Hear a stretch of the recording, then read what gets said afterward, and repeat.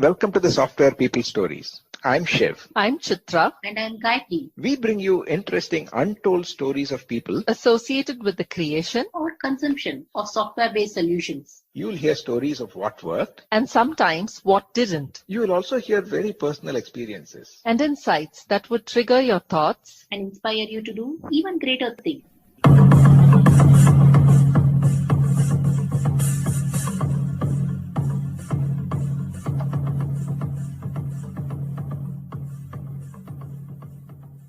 Before we jump into today's conversation, a special thanks to PM Power Consulting for encouraging and supporting this show right from the start. With over 1,000 person years of collective experience, PM Power has helped many organizations, teams, and individuals chart out their own journeys of excellence and make progress. Thank you, PM Power. Now, let's move to today's episode. In this episode of the Software People Stories, I speak with Saraswathi, a marketing leader with over 15 years of cross-industry experience, about the role of marketing in technology, especially how product marketers translate technical ideas into stories customers can understand and care about. We talk about digital communication, customer empathy, product adoption, AI in marketing, some useful and practical metrics, and some practical career advice for anyone curious about moving into marketing. It's a thoughtful conversation on bridging products, people, and business impact. Listen on. And hi, Saraswati. Welcome to the Software People Stories. Hi, Shiv. Thank you so much for having me. I think I've heard so much about the podcast from you, so it's finally nice to be on the show as a guest. Yeah, I'm actually very keen on understanding because it's not common that we have people who are associated with IT, but then not actually on the development or the technical side. So I have a lot of questions. I'm curious to know about how you have taken different things and then what are some approaches and so on. But before we get into that, we'll start with your origin story and maybe a brief career trajectory so that our listeners also get your background, and then we will take it from there. Yeah, absolutely. So, I describe myself as a marketer for life. I think I've always been fascinated with the world of marketing and advertising, even before I knew what marketing was all about. I think growing up in India, I would this is like a funny story, but growing up, in India, watching my favorite thing used to be watching ads more than the show itself. I would memorize the jingle, sing and dance. And back then I didn't know what it was all about. But then that kind of sparked an interest in me to kind of pursue a degree and also a career in marketing.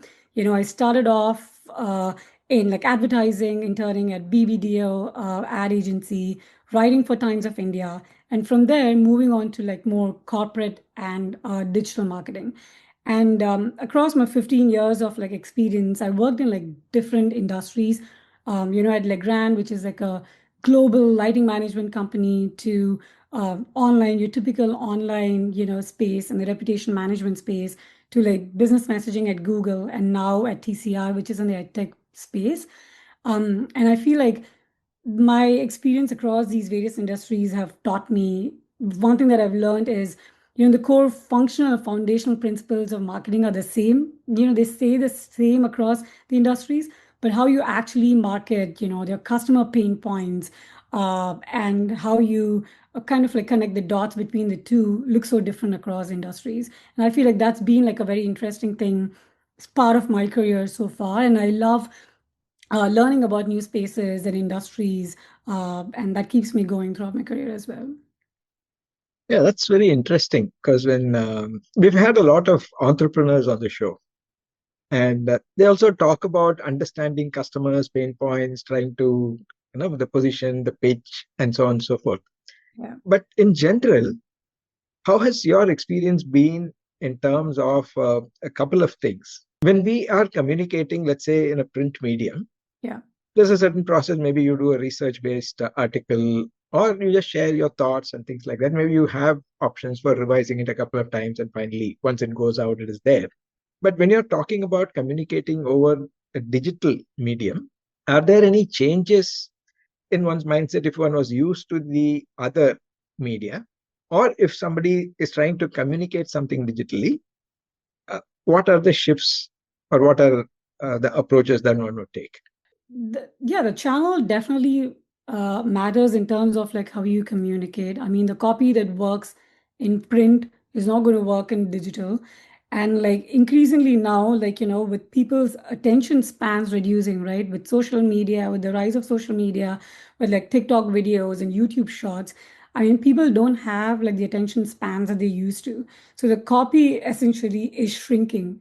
And like if you don't capture the reader's attention within the first 30 seconds, you lose them, right? I mean, that's not the case with print. I mean, there are still people who love to read, who love to like get their daily morning newspaper or like love reading books. You still have that audience. So you can have your long form content and the way you write, you can be more elaborate. But I feel on digital more and more because things are moving to digital. And I think um and like I said, with social media, it's you definitely do like your copy needs to be like short, tight, concise, like compelling. I mean, if you don't get your reader's attention in the first 30 seconds or so, you've lost them. And then you have different forms, right? It's not just copy, it's like your videos, your clips. So all of that, I mean, I think it's just becomes so that we need to like be as creative and compelling enough to like engage the audience in the first few like minutes or even seconds, I would say. Yeah, since you mentioned being creative and innovative in this communication, normally one of the let's say the way many creative artists do is to express themselves. Mhm. Okay. Sometimes it is received well by some audience, sometimes it is not. Even if you take a concert, not all concert goers would be equally happy at the end of a concert. Whereas when you're communicating digitally, it is not only about you expressing yourself, but also how it is received.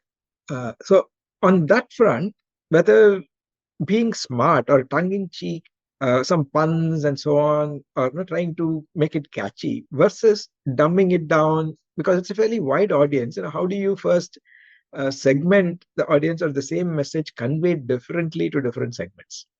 I mean, I think that's the amazing part about like digital media, right? I mean, it is vast and big, but then again, like we have like so I mean, let's talk about like content creators now as an example, right? Let's take that as an example. You have like so many content creators out there who are creating content, generating content. But what works for some, what makes some tick and others don't is like finding that niche. Your content and message is not going to resonate with like everyone. So I think finding that niche and like your segment of audience and understanding like what is it that they really want to like get out of this, like podcast, or get out of this like YouTube short, or like the videos that I post on Instagram, is what I think would work. I mean, like with like AI, again, like with AI and the various tools that we have in digital media today, I think hyper personalization has become so easy, right? Even if you talk about advertising, like Facebook ads or like Google ads, they make it so easy for you to like customize your ad to like a lookalike audience segment. So if I am talking to like like now I'm in the education technology space. So if my ad way to like cater to, public school teachers in the US, I can do that. I can further like, personalize it to like social studies educators or science educators. And I know like what exactly those teachers are looking for, whether it's like, lesson planning or like engaging content or science lessons. So I think based on that, I mean, first, like identifying your audience, your niche, and then segmenting like your audience segment based on that, and then catering your content is what is going to like make you tick in across any of the medium, I would think. So particularly for the techies or the technically oriented people who are in software building products and so on, Yeah. is it easy for them to communicate with this kind of diversity or to a diverse or a flexible way of messaging? Or is this something that is trainable skill? I think so. I feel like I mean, so right now I'm a product marketer now, and which is this is exactly what I do, where I take the technical story that our product managers and engineers build, and like how do you and kind of like turning that into a story that customers actually care about, right? And I feel like a lot of product managers today like have that skill as well, because when you're building a product, a software product, for example, the first thing you're going to do is that you're going to do your market research, try to understand if there is like a market for your product or solution, right? And then next, you're going to like try and talk to like at least your target audience, right? How are you currently using like a product? Like what are your pain points? And so I think like or I don't know if I'm answering your question right, but I feel like the easiest way to like build that skill is to like talking to customers as much as possible, because they are your audience. I mean, you need to understand if there is a market for your solution in the first place, and also to like understand like how are they going to use your product? What is the pain point that my product is actually going to solve? I think that is what like that is like a skill that every product manager needs to have to like build a product. So similarly, have there been instances where something that you or your team had created had a surprisingly uh, unplanned effect? You probably targeted it at some audience. You thought it will be interesting, but it probably became viral, or the other way. Ooh, I think I mean I can talk about like this one particular like feature that we rolled out at like at the company that I was at, like Reputation, they're in the online SaaS space. So one of the things that we wanted to do was we had a lot of like big brand customers, and I think our goal from the product team and the marketing team was to like figure out how do we improve our like current adoption rates, right? Mm. We have this online SaaS product. We know customers are using it, but the engagement rates or the adoption rate was low. And then when it came to like renewal, there were these questions that would pop up from these companies on like, am I actually getting value from your solution, right? What do we do? So how do we show the customers that the value they're getting out of the product? So one of the ways that the team decided or we decided to do was to like talk to like obviously like all of the customers who are using the product, better understand like how are they using it, who is using it. Then we understood that there was a gap. So the people making the decisions are your decision makers. They essentially are the one who sign the check and say, okay, we're going to get the solution. The people actually using the product are the ones who are in day in and day out.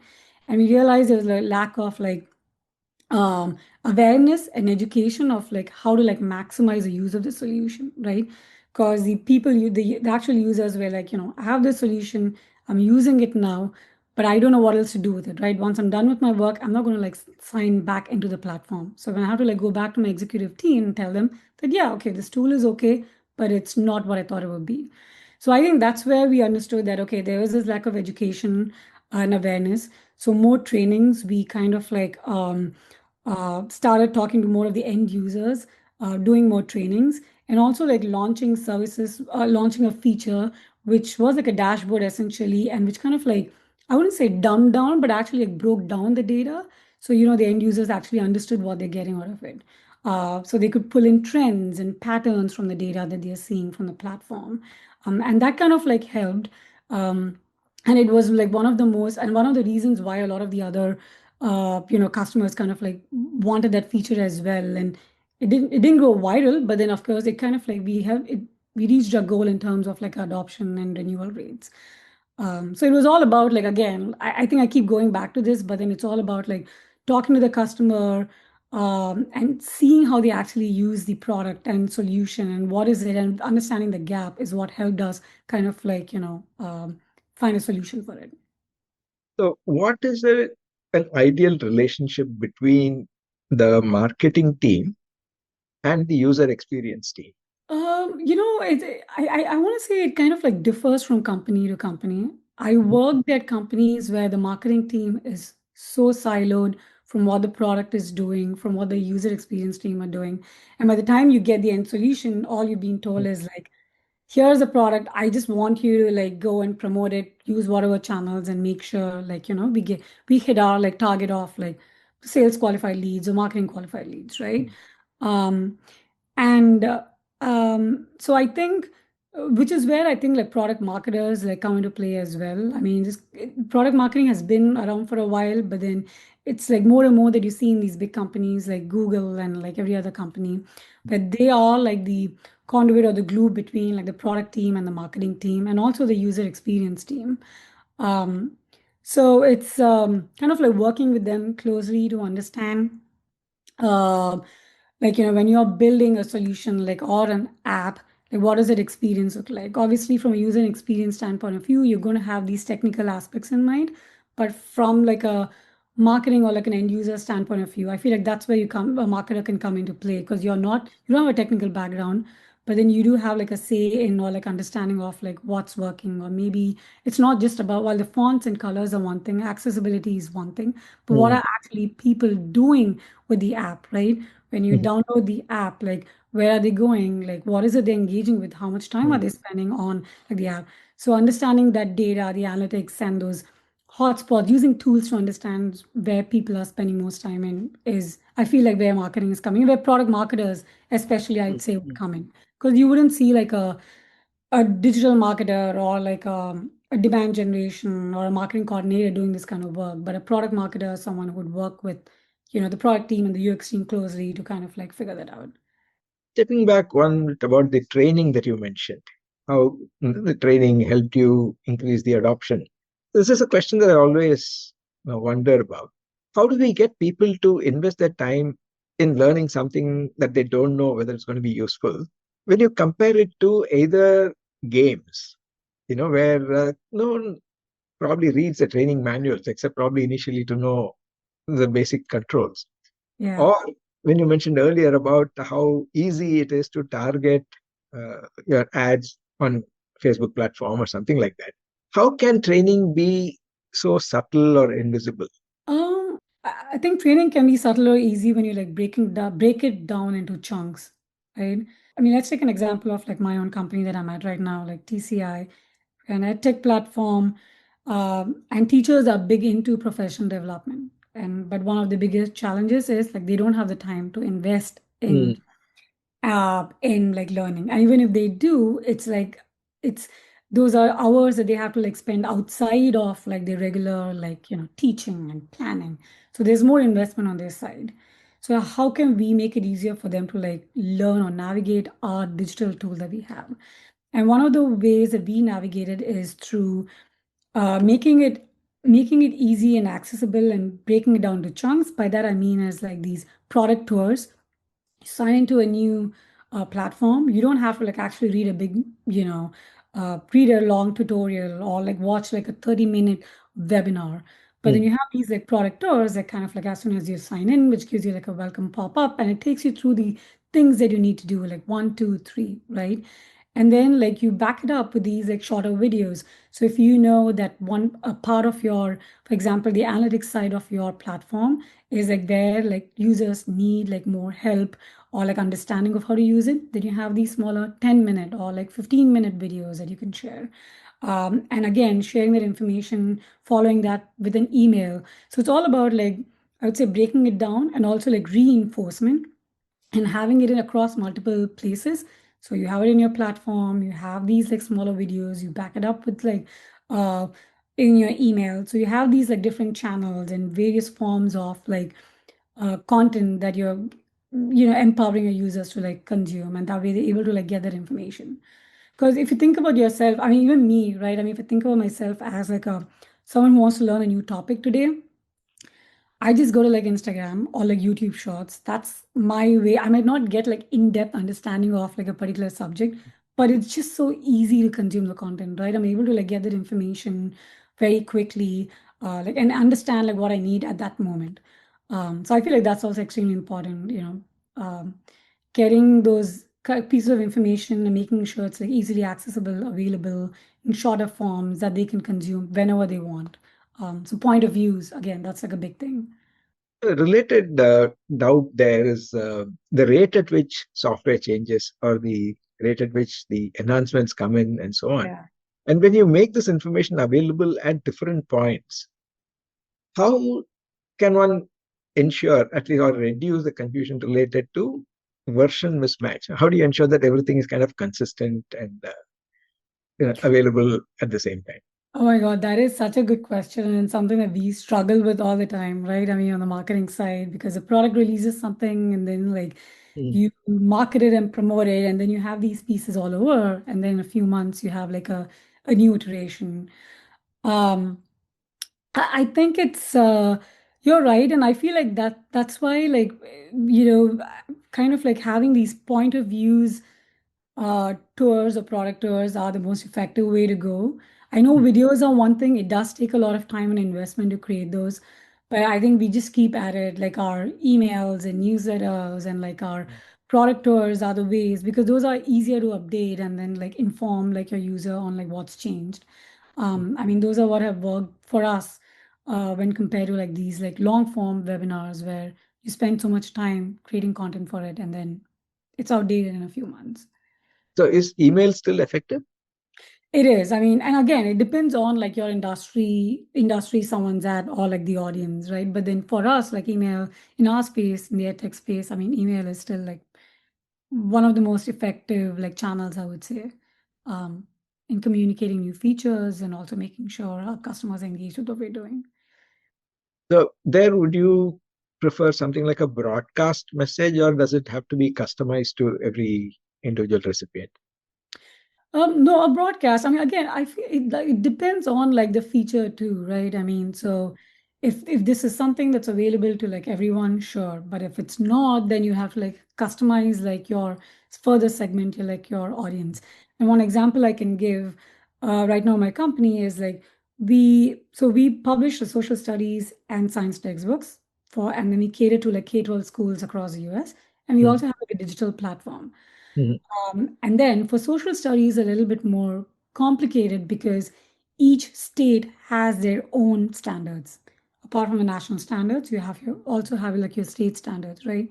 So in that case, if you're rolling out like a feature or like a content update that's only specific to Florida, then you kind of like segment your audience only to like that particular state and those particular users versus to something that is generic to everybody all over in the US. Now, I was thinking because sometimes in these tools, there's something that pops up. Hey, Shiv, looks like you were trying to do this. Have you tried this feature? Or Yeah. do you know there's a simpler way of doing it? And says, oh, okay, somebody is understanding what my challenge is or where I'm struggling and then trying to help. Yeah, Rather than saying that read page 247, we have an example. right. I know. With all these like product tours and like the way you're using, it's just user research and insights are like so important, which is why I Hmm. mean you kind of like understand like how are users kind of like using your product and solution where they're spending more time. Oh, they haven't like really looked at our, you know, um, reading feature or like games feature. Like how do we get them, push them to like nudge them to kind of like use it, and which is where I think analyzing like user behavior is so important for you to like nudge them to like use something more or like what they're doing and understand the behavior better. No conversation today can be without a mention or a discussion on AI. Yeah. What has been your experience in either the content creation or the content propagation? I think for me, primarily, I feel like it's mainly three things on how I currently use AI and how it's kind of like transforming like my work as well. So as a product marketer, I primarily use like AI for like competitive research.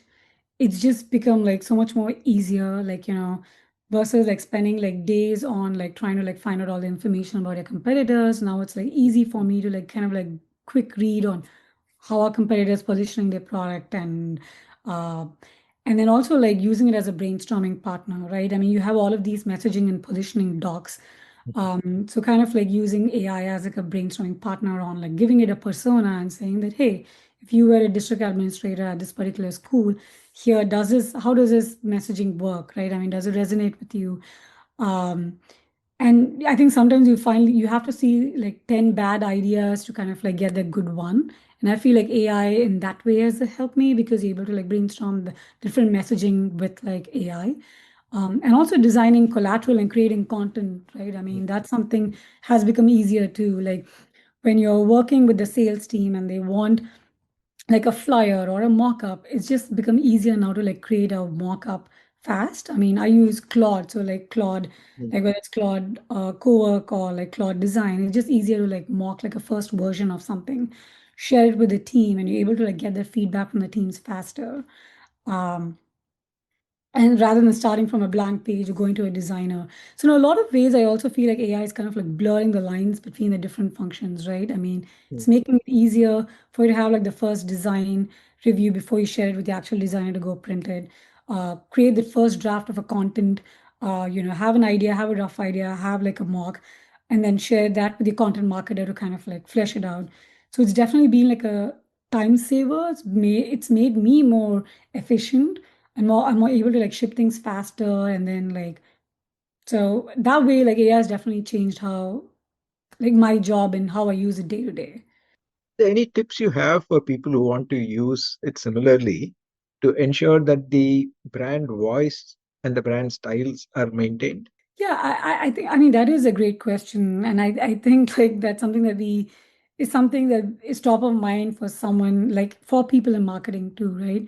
And one of the tips that I would say is kind of like customizing your AI agent. So if you're using Claude, I mean you can customize it to your company's brand, right? So uploading your like style guide, your brand tone, your voice, like everything. So AI understands like where it needs to like pull the information from, like how it can draft content. So it kind of like aligns with like your brand guidelines.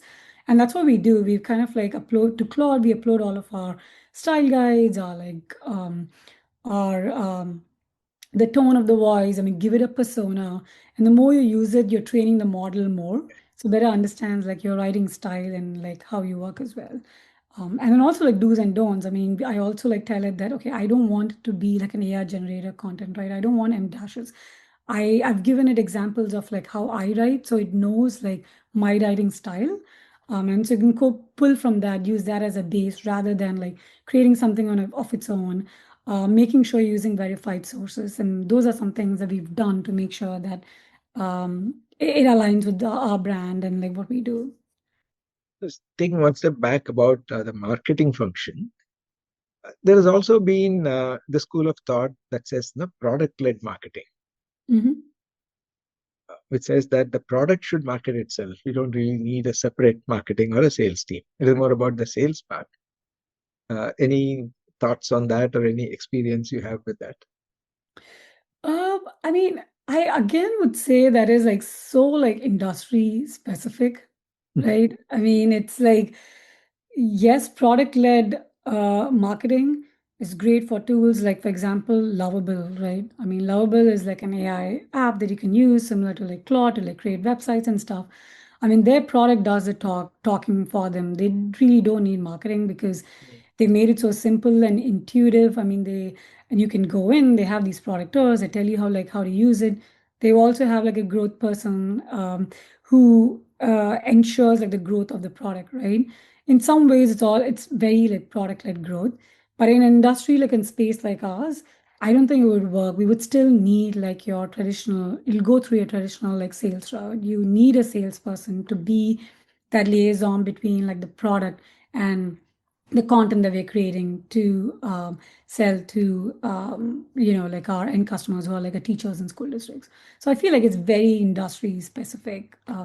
Again, I know like Slack, when Slack was introduced, when Slack launched, I mean, they didn't have any marketing person. Their product did the talking for them, right? Their product was so amazing. It was so easy. Their messaging was so simple that anybody going to the website knew what the product was all about versus all of these like buzzwords and jargons out there.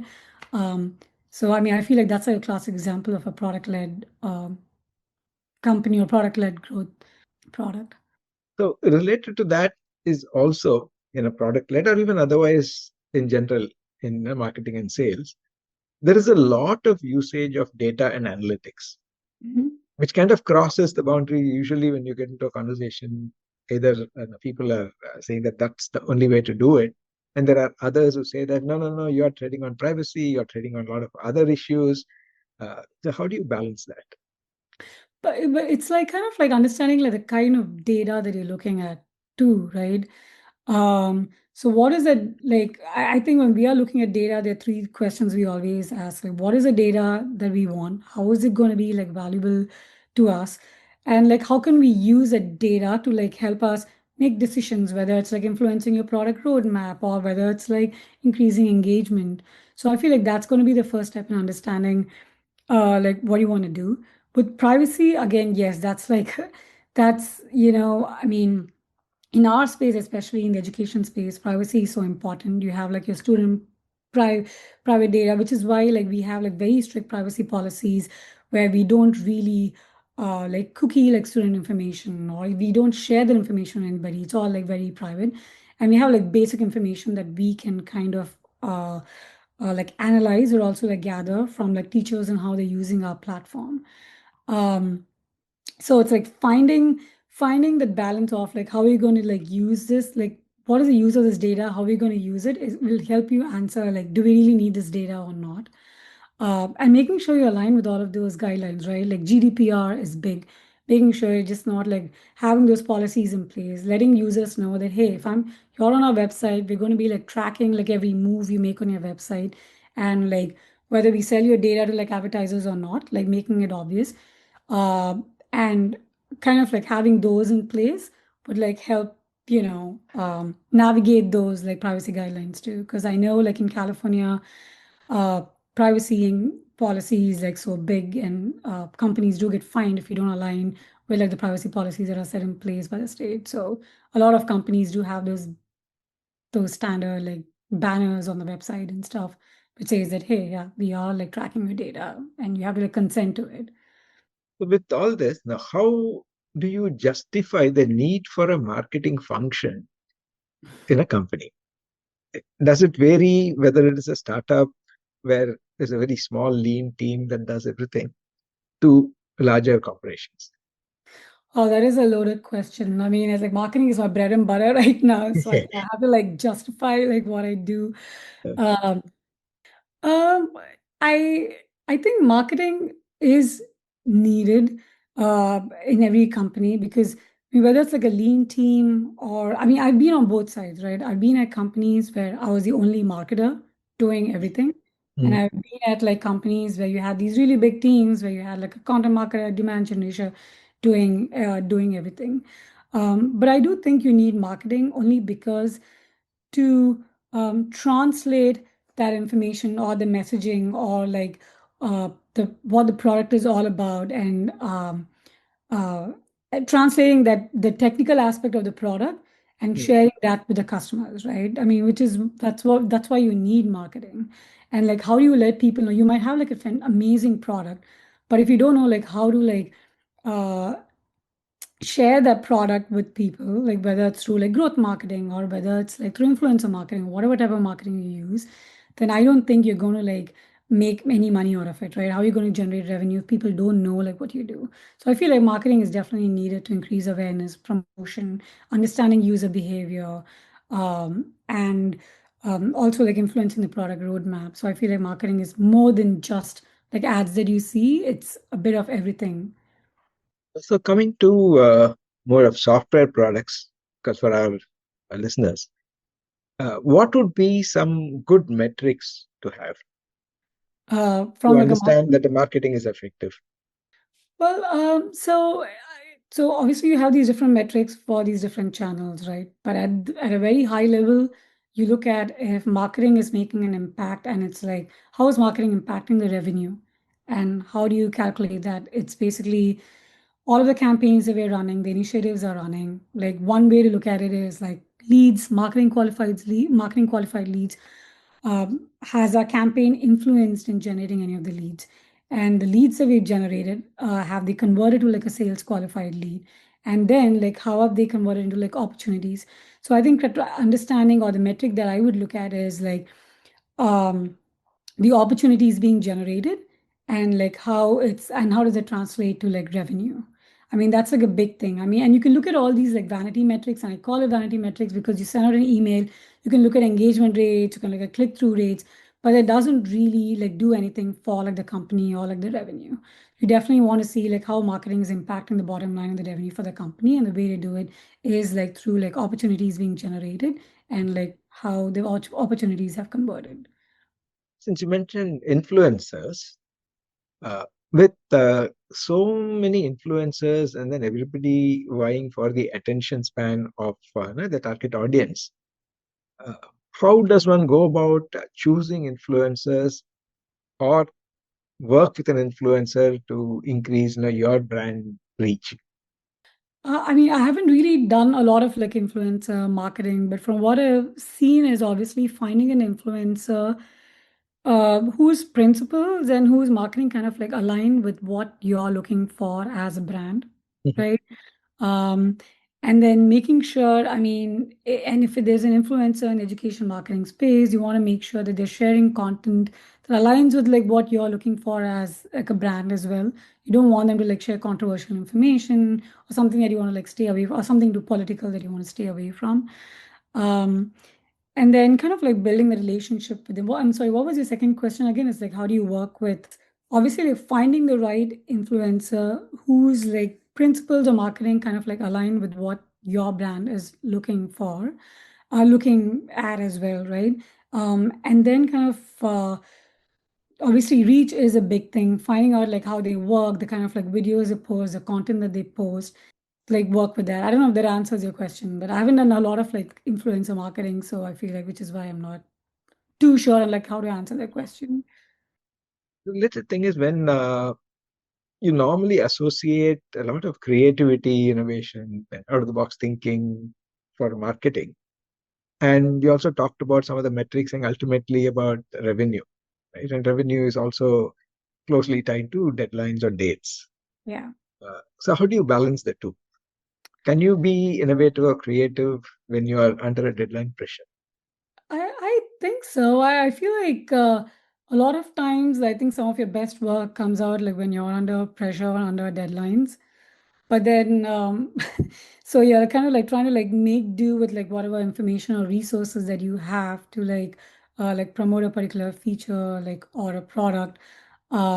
Sure, it probably takes time for you to like generate revenue, but I do think like working under pressure or deadline, at least for me, has definitely been like I think some of the best campaigns have come out when we worked under like pressure on deadlines because you're like really creative. You're trying to like figure out like how do we uh, promote a particular feature. Let's take an example. So if we know that like a feature that was supposed to be rolled out in next month or like next week, we had to like push it out further. Like what do you do then, right? I mean, like you have all of these like launch campaigns and like activities being planned. Um, so kind of like working with the teams and understanding like what it would take for us to like either push the launch or like to tweak the messaging on the launch and being as creative, maybe making it as a teaser, like coming soon. I feel like that's what we've done in the past, like in some of the companies that we worked at, which kind of like helped us be more creative and also get like make the product go viral as well. I always like to ask, I guess, some career tips. So if someone were to consider a career in marketing Yeah. or technical marketing or in the technology space, or someone who is going through a mid-career doubt or is saying that can I now switch to become a marketer? What would be your advice for both these segments? Um, I mean, for someone who's like looking to like switch to marketing like mid-career, first thing I would say is like don't think of it as like starting over.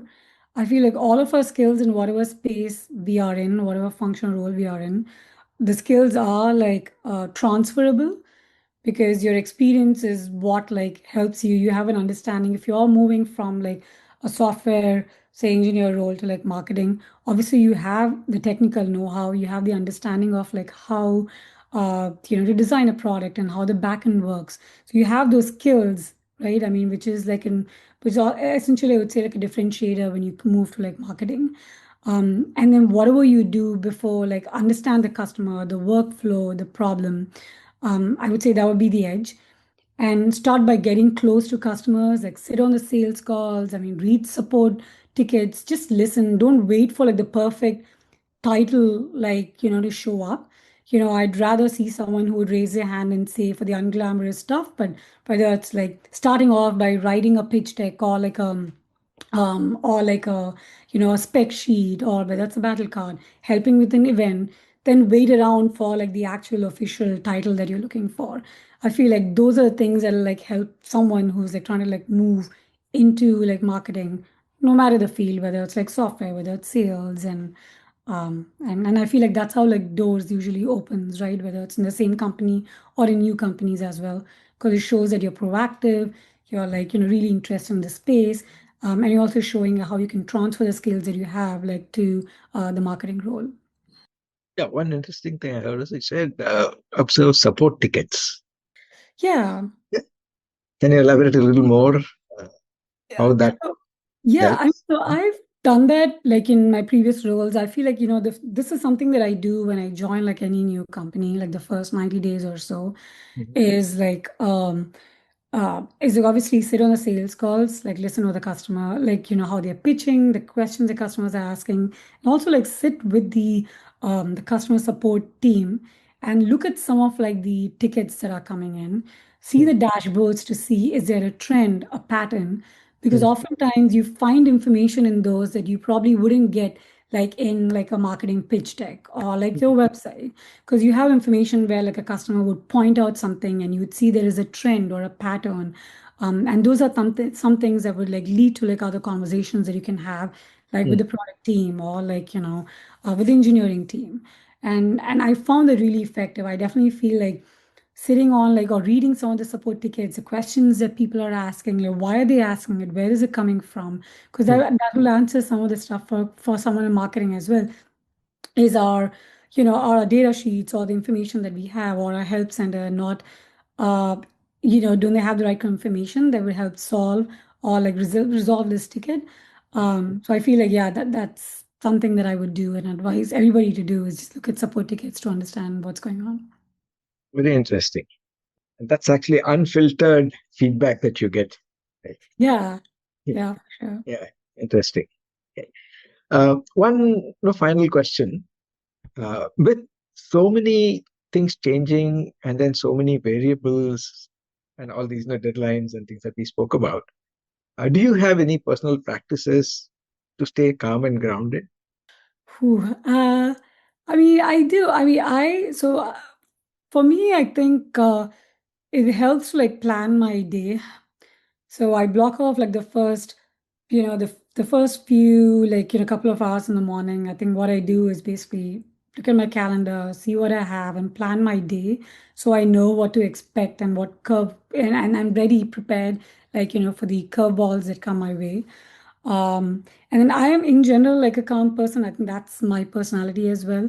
But practicing yoga and also like stepping away from work from time to time has definitely helped me, because we all like have been in situations where work gets crazy or where you have these crazy deadlines when you're working on something or where people need things immediately.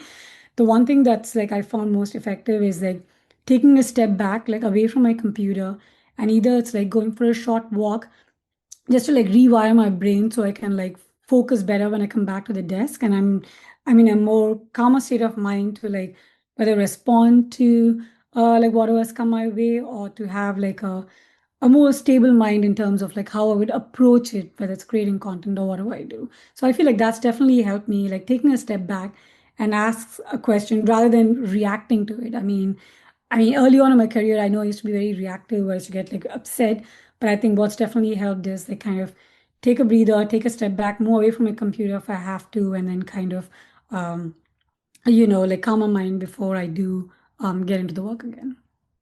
That sounds simple, and I'm sure Yeah, it takes a lot of practice yeah, I think years and of practice. discipline. I know I've been burnt. I mean, like in the past by being reactive and like, not knowing like how to handle certain situations. But yeah, for sure, years of practice.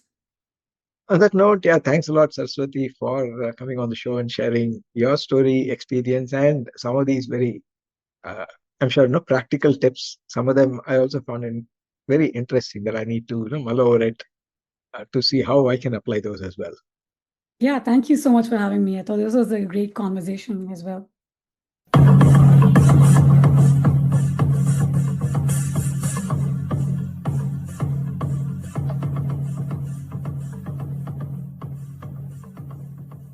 We thank Siddharth for the music and Anita for promoting the Software People stories. If you like this episode, Please subscribe on your favorite podcast client. And spread the word in your network. if you'd like to share your story, Contact us at podcasts@pm-powerconsulting.com.